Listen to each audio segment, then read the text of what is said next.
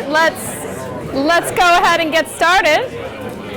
I hope you all are having a good day and are getting enough, information from all of us here at Georgia Tech. And I'm, glad to meet many of you throughout the day so far. But now I'll have a chance to tell you specifically some of the information about the graduate program. Feel free to raise your hand if you have questions, and maybe we'll get through all the material. Maybe we'll focus on particular aspects, but certainly we don't expect you to remember every little thing that I'll tell you in this PowerPoint presentation, but just want to give you some additional details and structure about the graduate program. Okay, so I already introduced myself at the beginning, and I've sent you all email, but just wanted to provide a little bit more information, particularly about my role in the program. So my name is Martha Grover, and I'm the Associate Chair for Graduate Studies in ChBE. I'm also a professor. I've been on the faculty for about 20 years, and I've been the Associate Chair for Graduate Studies for about 4 years. In that role, I am involved and do the admissions together with our admissions committee. Now, once students come here, I do the advisor matching. I'm involved in things like qualifying exams, curriculum, and assessment. And I'm generally here to help you in the program, to be an advocate for you, to be a resource, to help you find appropriate resources. So anything related to the graduate program in ChBE is something that I am interested in. So I'm here to help. I'm going to just go through and talk through some of these topics. First, we'll talk a little bit about the curriculum for the PhD program. Then talk, some about research. Of course, you got some information this morning, hearing from 4 faculty members about our 4 core research areas. Talk some also about enriching elements of our program. And finally, career preparation, some of the programs we have tailored towards career preparation. So the timeline for the programs, probably similar to many programs in the States, many of the programs that you're looking at.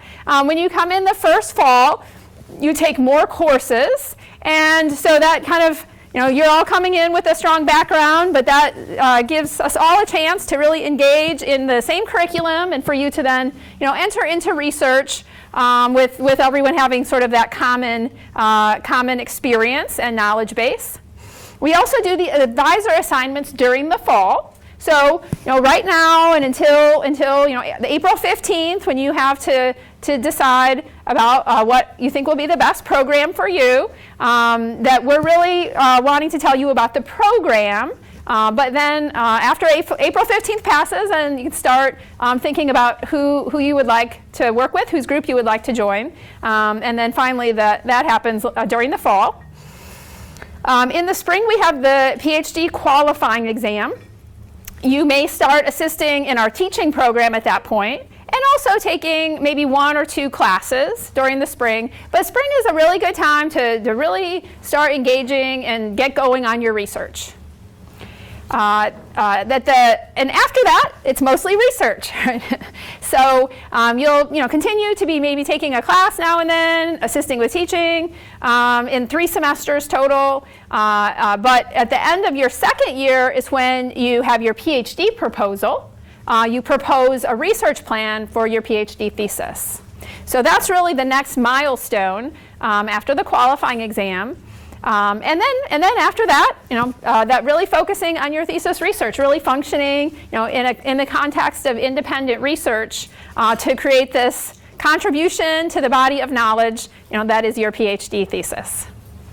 Now, I'm specifically talking about the chemical engineering PhD. We also have 2 other degrees in ChBE. We have the bioengineering interdisciplinary degree program. How many folks are admitted to BioE?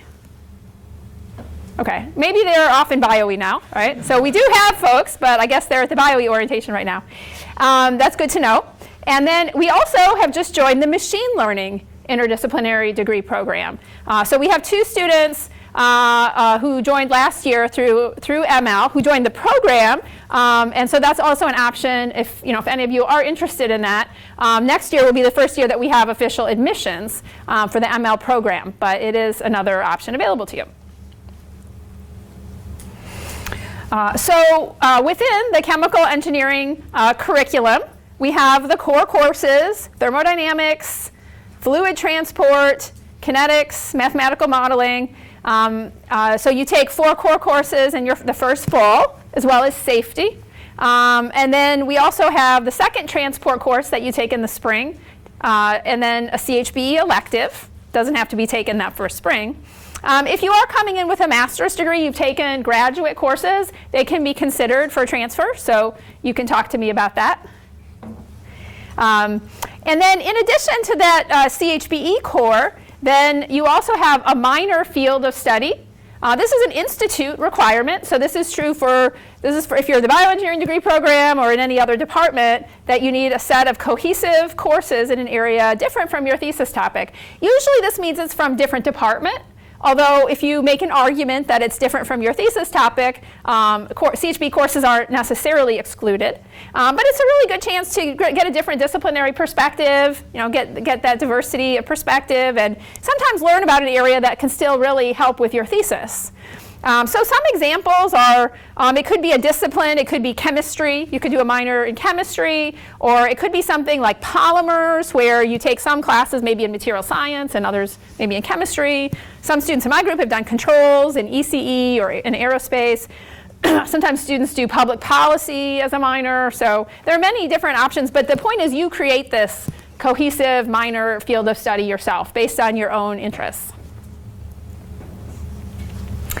Recently, we created a new program in ChBE, the online graduate certificate in data science for the chemical industry. We'd been talking with our industry partners, and they had been expressing that they really wanted to bring data science, machine learning, data analytics into their companies, but they weren't exactly sure how to do that. That they'd considered, maybe tried hiring a data scientist, CS major maybe, to come in, but there was a gap between what their needs were and communication and perspective. So we created this program in partnership with our industry partners, aimed towards design for working professionals, actually. And they take 4 courses and fully online, asynchronous, so you can do it at night, and then they earn this official Georgia Tech credential, the graduate certificate. So we're now in our 3rd year of the program, but our Atlanta campus students, like y'all, can also earn this certificate, which appears on your transcript. It's sort of like a minor, but just 4 courses. But you can actually count it also as your institute minor. So anyway, this has become really popular with our current students who are earning this credential, the graduate certificate in data science for the chemical industry. And it's kind of nice because you get to do a lot of group projects and you do them with working professionals. So also there's some undergraduates in there, and so it's kind of a different kind of experience, but you can also use that towards your ChBE elective and your minor field of study. So it's not necessarily extra courses if you're interested in doing that. So that's a new initiative that we've had that started in fall 2020. So sometimes we have questions about the PhD qualifying exam. What is that all about? And I think it's actually a really good exam to help you really build and prepare to build your skills for doing research. We help you prepare during the fall, but you read and critique a literature paper. You give a brief presentation on it, and then you have 3 faculty members who then ask you questions about ChBE fundamentals in the context of the paper. Okay, so this is an exam that we have in January. The pass rate is pretty high, but sometimes students don't pass, and then they have the spring to prepare to work more on reading papers, maybe for their research, and our pass rate in May is then extraordinarily high. So it's really a way to help you kind of prepare to then really engage in research. Everyone's glad when it's over. But I think indeed it actually is a good exam in preparation for research. So while you're here, you're meeting with a lot of faculty members. We're really trying to help you, learn about as many of us, get to know us, and connect as possible. Here are many of our faculty members, and so you'll meet, many of them. And when you come here, you can continue to have meetings. You actually need to meet with at least 8 faculty members individually after you come in August as part of the advisor matching process. But I think it's a real strength of the program. We have many faculty members. If you're interested in a particular research area, maybe batteries, electrochemistry, there are multiple advisors you could work with, not just that one person who maybe isn't taking students or just gives you fewer options. Maybe their advising style might not be consistent with yours. So I think we just have a lot of choices here. And so that's really what we aim to do today and tomorrow, is just to help you see all of the different opportunities there are in terms of research going on in the department, and to just help you just start in getting to know some of the faculty members and graduate students. So over the summer, it's fine, to be thinking about the advisor matching process. You don't really need to do that. But as fall comes around, we'll start sending you I'll start sending you project lists, and we have videos that faculty make that you can watch, and so that when you arrive on campus, you really maybe have a pretty good idea about who you'd like to have those initial meetings with, and then you can get started in having one-on-one meetings. Also encourage you to talk with graduate students in the group, ask them, what is it really like? Maybe attend, if you're interested in the groups, good idea to go to the group meeting. And this is the community that you'll be spending so much of your time with for 5-ish years or so. So it's really good to just think about the many dimensions associated with matching to a research group, not only the research topic, but also many other dimensions. But then around the end of September, then we have you submit a list of your requests for faculty members and ranked list, and then I do all the matching.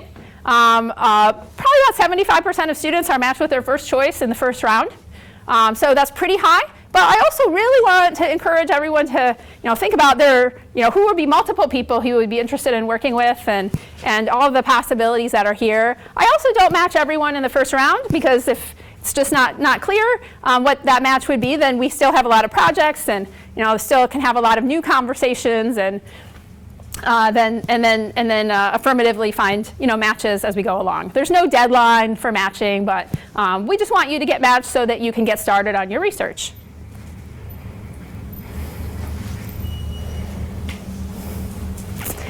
So by now, you should all have received funding letters, but all of our PhD students who admitted are awarded full funding. That's important to us. That's always been how we run things in this department. And so the stipend is expressed in terms of a base stipend, plus the fees that are associated with being a graduate student here. So we just want to make it clear that there's the base stipend, which is sort of the take-home amount, plus the fees and tuition of $75. I'm not sure why they charge you $75, but I guess they want you to have some skin in the game. I'm not really sure what that's about, honestly. But we just want to be clear about all of that. One thing that's not included in your offer letter is around the health insurance. So if you go to the Georgia Tech webpage and ChBE, and you can read about the health insurance. If you have another source of health insurance, then you don't have to get the student Georgia Tech health insurance. But for most students would have the Georgia Tech plan. If you're a graduate research assistant, then which most of you would be unless you have a fellowship, then it's actually subsidized. It's not in your offer letter, but the insurance is about 2/3 of it is actually paid by Georgia Tech for GRAs. So it's around $700 or so that you actually need to pay for the insurance. But that's substantially less than what's listed on the Georgia Tech page for students. So that's a pretty good deal, I think. We have, so the official policies, vacation, 2 weeks of vacation, and then we also have a parental leave policy in ChBE of 6 weeks paid time off for mothers and fathers after birth or adoption. I think one of the great things about being a student, probably most of you are currently students, is that you have a lot of services available to you as a student and right on the campus. So I'm not sure about the campus tour today with the weather, so I think we're gonna stay close this afternoon to the building because of the severe weather. But we have a really great workout facility, campus recreation center across campus that was actually built for the Olympics in 1996. But it's a very nice facility. The student health center right on campus, and we have a lot of services, counseling programs, health initiatives. Georgia Tech has a broad array of wellness services that include the campus recreation center here, shown kind of on the left, counseling, support groups, and as well as the health center on campus. So it's just important to keep in mind all of the services that are available to you that we really want you to take advantage of to focus on your health and wellness. So that's campus-wide, right? And I'm always here also to help you find the resources that you need, but to point you kind of in the right direction. Another very important aspect of our community in ChBE is ACEGS, Association of Chemical Engineering Graduate Students. So many of the students, many of the leaders in ACEGS, the leadership who are shown there in the photo, are helping you. Maybe you've already met today, or maybe someone like Suman, who was on the leadership committee last year. So they just provide a lot of support and community within the department. I really appreciate working with ACEGS over the last 4 years that I've been associate chair, and encourage you also to get involved in ACEGS and maybe take on some kind of leadership position if that's of interest to you. But they do a lot of work. One of the new programs that I just wanted to point out is this year that Victor has started a new mentoring program where students are trained as mentors, and then also get credit in our professional preparation program for the mentor training. And he's really created a new program with a lot of structure and external training that I'm very excited about, that's been purely student driven. We also have intramural sports. Getting excited to plan this year for the Pi Mile race in April. So it's an annual event. We have faculty against students and see percent participation, who wins, faculty versus students, and then also age normalized speed. So we'll see. But the faculty come out, and Victor and I are planning to come out for sure for the Pi Mile. But it's always nice when the students win. But we'll still try. We still try, but they usually win. So in addition to ACEGS, then there are a lot of organizations on campus to get involved in. We have the Grad Student Government Association. We have a lot of affinity groups. I'm the co-advisor for the ChBE chapter that we just rechartered a couple of years ago. Society of Women Engineers, Georgia Tech Pride Alliance. We're a big campus, and so we have lots of affinity groups and clubs, just depending on your interest. We also have a program called Grad Groups that you can enroll in 1 credit hour when you first arrive. That's sort of like an extended orientation, but across campus. So you can meet other first-year students across campus and do some networking. And I think that's also a really nice program that many of our students take advantage of. And some of our more senior students are actually lead sections of GT 6000 as well. So there are plenty of opportunities. I think it's good to find some things to do outside of classes, outside of chemical engineering, classes and research. And so just to keep in mind that there's a lot going on, even on the campus, not to mention across Atlanta. We have a number of programs, not only like at the institute level, like GT 6000 and in the department, but also in the College of Engineering. So we're one of the largest colleges of engineering, and we have programs like the Center for Engineering Education and Diversity that does a lot for recruitment, but also retention and professional development across campus. And so I partnered with them in many of our programs and especially in our recruiting efforts at booths, at conferences, things. Another program that we have in the department to broaden participation is GT Equal. This is a program that started in 2019. We had a grant from the American Chemical Society Bridge Program to increase the number of PhD students in the chemical sciences. This is coming from underrepresented groups. And we have 2 fellows who come each year to do a thesis, master's, and then transition into the PhD program. So you are all here, okay, which is great. But if you happen to have friends at your home institutions who are in a group that is underrepresented in STEM, who are interested in getting a PhD but are not admitted to a PhD program, please tell them about this program or just have them contact me. The applications are due March 15th. And so please, just please think about if you know of anyone who might be interested in PhD but has not been admitted to a PhD program at this time. We also have opportunities for our students to mentor undergraduate students, like through the Success Program.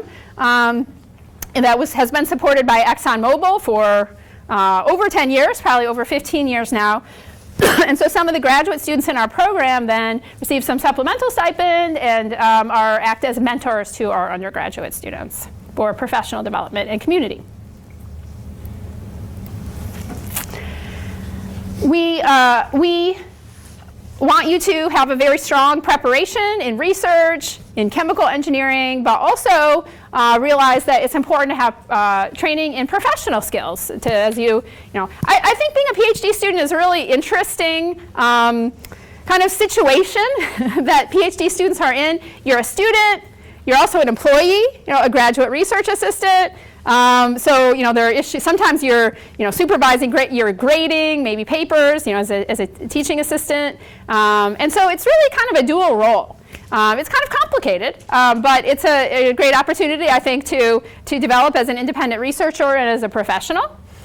And so maybe about 5 years ago, based on student interest, we developed this professional preparation program, which is really a series of workshops that we have in the department, and that during your PhD, you need to accrue 10 units in the program. And so each unit is about an hour.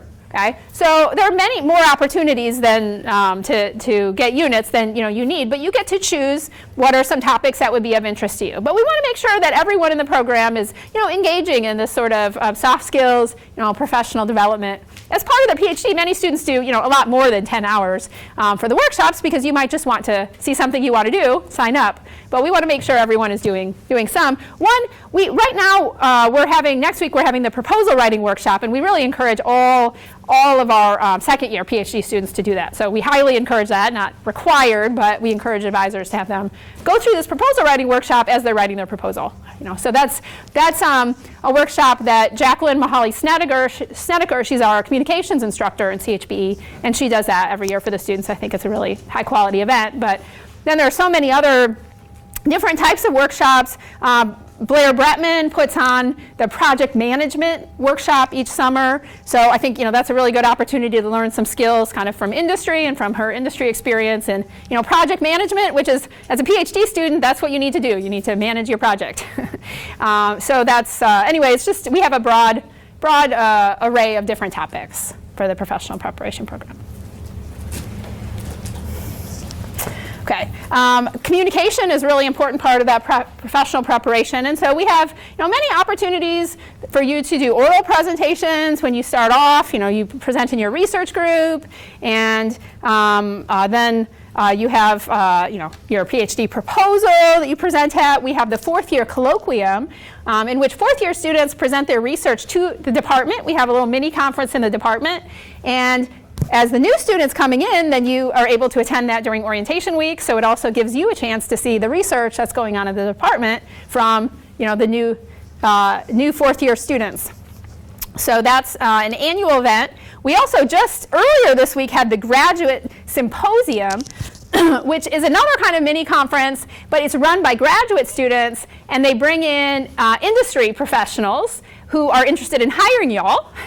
And also then it gives the graduate students a chance to network and to have experience also presenting. So that's a little bit more like not only a job fair, but also kind of an intersection between a conference and and a job fair, and just doing some early networking for students to present maybe in their third year or something before they're actually on the job market.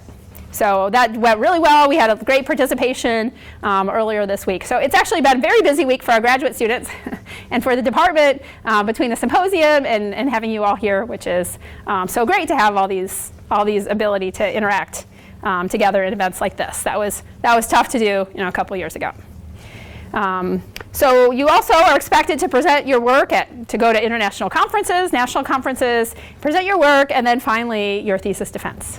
So communication is something that is very, very important to research. If you can't communicate your research, then no one can learn from it, sort of like you didn't do it at all. So we really want to make sure that you're able to write and to present your research and to communicate. So that's something that's a priority for me coming into this role to continue to reinforce.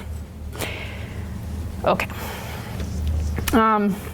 So we also have a teaching program based on the idea that teaching a subject is really the best way to learn it. In this department, all PhD students participate in teaching in 3 different semesters for about 5 hours a week, maybe up to 10 hours a week, some weeks maximum.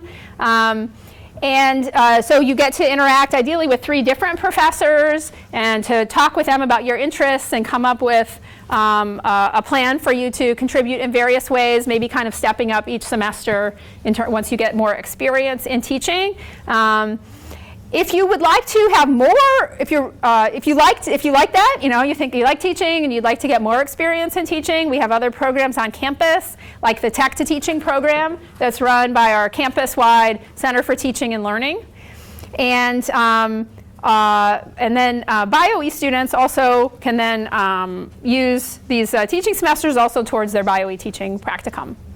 So this teaching is not at all tied to funding, so it's part of the curriculum, and I think that it gives you a good chance to kind of get out of your lab a little bit and interact with a different faculty member and see if you like teaching, if that's something that you would want to do in the future.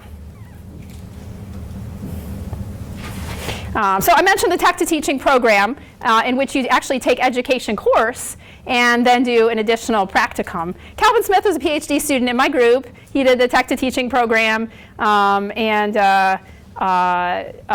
really enjoyed it and was one of our highly recognized TAs in the department.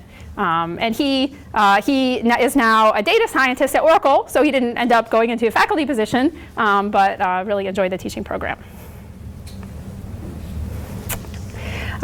So we have many career paths for our PhD students here.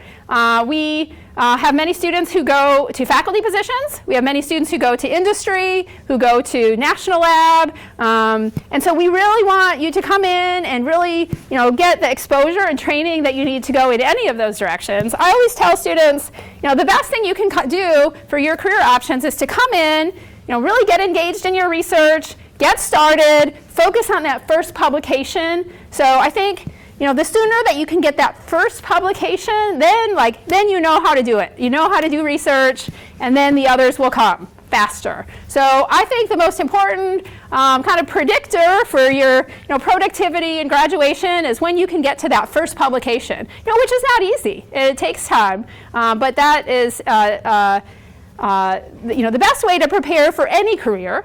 Okay, is to build your publication record.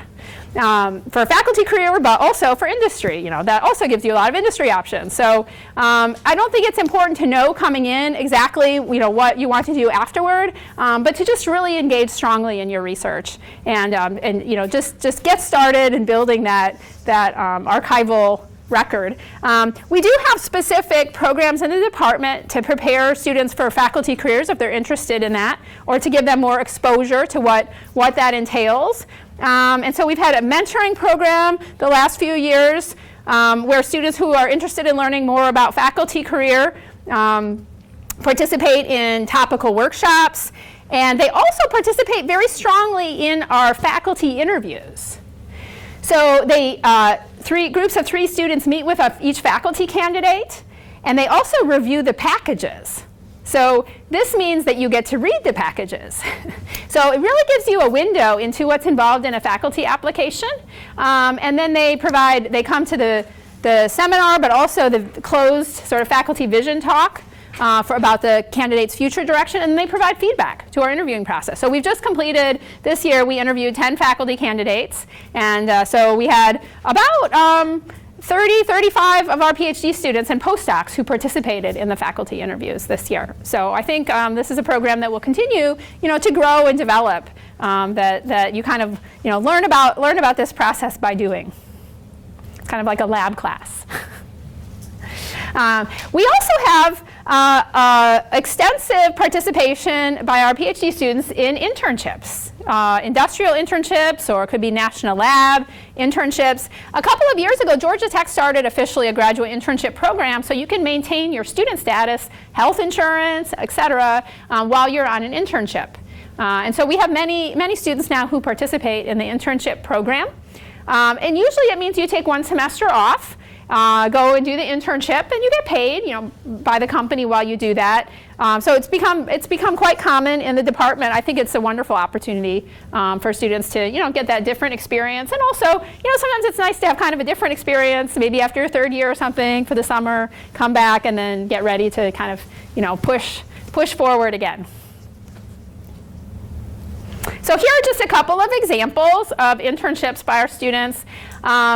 Sophie Kim did a summer internship at ExxonMobil, and she said some of the things she learned were how to have a different research work environment, that it was kind of more fast-paced than what she'd seen as a graduate student with more concrete impact, and also the importance of interpersonal skills in that environment. So those were some of the things that she learned. And she ended up going to Dow. So she didn't go to ExxonMobil afterward, but I think she had some various options, and then ultimately, took that experience she had at ExxonMobil and is now at Dow Chemical. Another example is Alex Soros. So she did an internship at Bristol Myers Squibb, and had a confidence booster. She said that she could apply her knowledge, a new mindset to a new topic. Great for networking, exposure to different business, and she ultimately did go to BMS then for a full-time position. So either way, I think just the experience and perspective that you get in an internship is a good thing. And Georgia Tech, we have a lot of industry contacts. Companies really like to come here to hire our students. We have industry funding. We also have federal funding and do basic research. So we do both. But I think one of the unique aspects of our program is the large number of really deep industry contacts that we have. So here are just some examples of some of the places where, some of the companies where our graduates have gone. But of course, there are many, many more. We also have a LinkedIn group that we started a few years ago for ChBE graduate students and alumni. And so once you come here as a graduate student, you join the LinkedIn group, and then you have access to all these alums. And you can see where they went, reach out to them if you're interested in the program, possibly reach out to someone as a mentor, and now you're part of that network while you're here, but then also, when you graduate, and then, maybe some of our students can reach out to you. You can hire them back. We also have many students and also postdocs from our program who are in academic careers, faculty positions, both at many U.S. institutions and also all over the world. So with that, that's the end of my slides. So we're at 2:23. So we didn't have questions during, so you all listened very nicely. But I would be very happy to take questions about any of the, the content that I provided, or maybe there was something you're wondering about that I didn't address. Yes? How long do most students take to graduate? Are most students averaging out at 5 years or 4 or 6? The average is about 5. So, and then it's, somewhere with that distribution from 4 to 6. Yeah. So 5 is very typical. Mm-hmm. Yes? So when you're talking about the internships that students take, So is that like during like the academic year, or is it over the summer instead of doing the internship? I mean, instead of doing the research. So it can be any of those. So before a couple of years ago, when we created the official Georgia Tech internship program, students would typically do it in the summer. And in fact, you don't have to be enrolled here during the summer as a PhD student. Now, we expect that you'll be working all year round. But the way Georgia Tech is set up. And so students would just not enroll in the summer. They wouldn't be a student. And then they would just go, have this job, and then they would come back. Now that we have it officially part of the internship is part of being a student, you can do it in spring or fall semester. And so sometimes companies, we have some partners like Dow, who's very a supporter and invested in our data science certificate program. They send students, they hire our students as interns into materials informatics. So they're hiring our students all year round for fall, spring, or summer. But it's really best to align it with the calendar, with the Georgia Tech calendar. Otherwise, it becomes very difficult. So I've even seen students who do it for 2 semesters, possibly. But typically, it's 1 semester, and it could be spring, summer, or fall. Yeah. You were talking about the health insurance as kind of being an out-of-pocket cost. Can you elaborate on that a little bit more? Yes. So all of our graduate students need to have health insurance. You need to document that you have health insurance. We don't want to have students here who don't have health insurance. So that's important that you have access. So the cost of the Georgia Tech health insurance for students is about $2,300 a year, and that's out of pocket. Okay, but if you're a GRA, which most of you would be GRAs, then Georgia Tech subsidizes it. And then I don't know exactly what the number is going to be, but it will probably be about $700 that GRAs would need to pay each year to have health insurance. So, but that's not the base, that comes out of the base stipend. Yeah. Question here? Mm-hmm. For the data science certificate, when do students typically take that? Is it during the first year or the later year? So I would say the typical thing would be when you come in, if you'd like to do it, that you apply, and it's not a big application process. We're doing it right now, but you need to be added by the registrar to this certificate program. So we have an application, and so maybe this time of year in your first year, if you're interested, and then you would take the first core course taught by A.J. Medford, it's Data Analytics for Chemical Engineers, in the fall of your second year. Now, you can do it later, but it's 4 courses, and it's all of your electives, your minor and your elective. So I think it makes sense to come in and then do the 2 core courses in your second year, and then you do the electives later. But you can do it anytime. But it's just something to keep in mind early on. If you take other courses and then you decide you wanted to do the certificate, you can, but classes take a lot of time. And so you really would need to, talk with your advisor and, so I make sure they're okay with, taking extra classes. So I think the best thing to do is just to go ahead, early on and just take those classes as your minor and your elective. Okay. You talked quite a bit about the qualifiers at the end of your first year. Could you talk a little bit more about the proposal at the end of the second year? Yes. So the proposal is you write a 20-page document. It has a motivation, background, literature review for your thesis topic, preliminary work. So by that point, we expect you've gotten in the lab, you've been generating some preliminary work. It's great if you have a paper at that point. We don't expect that, but we do expect that you have preliminary results. Then you have a research plan, okay? And so then you lay out, what are your objectives and what are some of the techniques and steps and, what's the hypothesis, for your research. So by the time you have all that, filling 20 pages is not very difficult.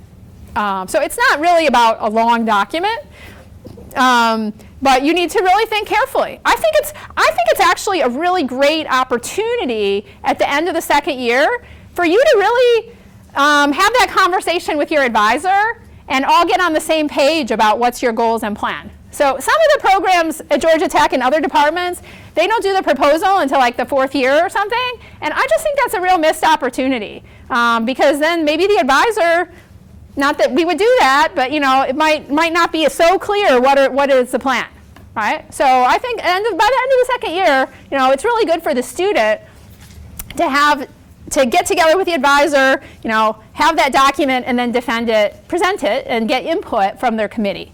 So at that point, you also form your committee.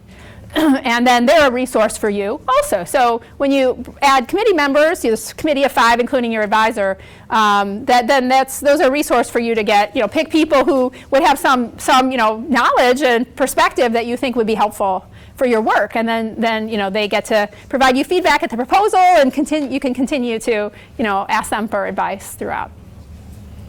Let's see, was there a question here? There's a lot of questions, which is really great. Okay. So I know you said that 75% of students usually get their first choice in the professors. Mm-hmm. So for those that don't get their first choice, how easy is it for them to transfer between like PIs afterward? If they get someone that they don't want, doesn't really work out, is it hard to transfer to a new one, or? So most of the students who are matched in the first round are matched with first choice, but not all are. I would think of it as we have 42, 43 faculty members. So, if you're matched with one of your top 4, that's still like the top 10% of faculty, in the department. So I encourage you to, think about that. It's not just like there's one person. Hopefully, there's not just one of us, and you can't work with the rest of us. Okay. So, but I don't do a lot of matches that aren't number 1. I prefer to just let students continue to find matches affirmatively. So I probably match like 80% in the first round, and maybe the 75 I get their first choice. So, when we match you, that's your match. Okay. So we really then you go forward. Now sometimes there's difficulty between student advisor and advisee, and that's always going to be kind of a complicated, difficult relationship, or not difficult, but complicated relationship as mentor and supervisor, various collaborator.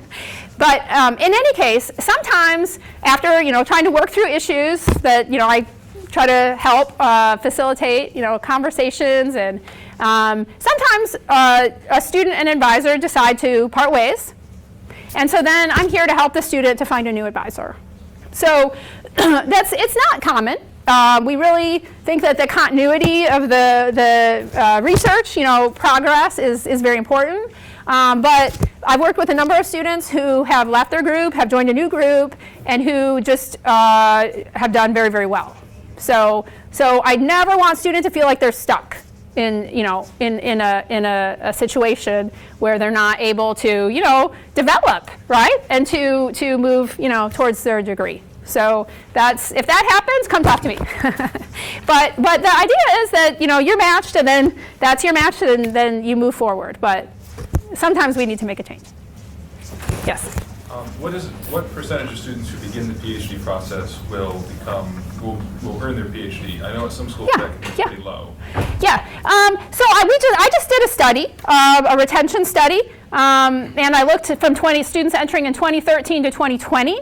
So 2020 they wouldn't graduate, but I really was also concerned: are we losing students? Is there attrition? During the pandemic, all this. So I really wanted to just look at the numbers. I also looked at by gender and by racial ethnic group. I really wanted to see were there differences. I was very happy to see I did not see obvious differences among the groups. And it was between like 75 and 80%. I actually thought it might be a little higher, but that's about where it is. So of everyone who comes in.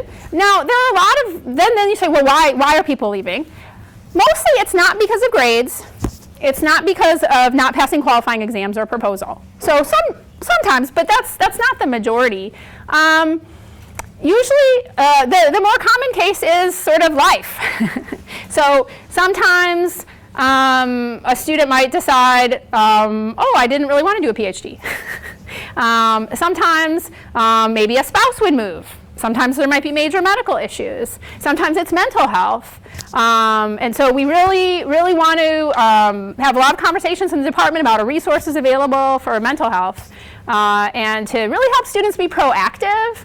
I think that's probably, if I can think of the most common situation for students not finishing, it's probably that issue. But it's very, very diverse, and usually there are multiple factors, you know. But not all students who enter graduate with their PhD. We want every student who comes in to be successful in the program. But there are a wide variety of reasons why sometimes students don't finish the PhD. But we're here to help you to finish. That's what you want to do. A lot of questions, which is really great. Let's go over here. So could you speak about external fellowship opportunities? Like, is that common among students? Then how that might affect their Georgia Tech funding? Yeah, it's really great if you can get an external fellowship. It's not necessary.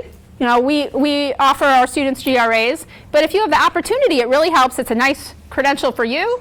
It helps your PI. So we have a lot of NSF fellows in the program. We have other fellowships. And so, you know, that's a great thing to do. We have a workshop as part of our professional preparation program in the fall to help prepare, especially for NSF fellowship.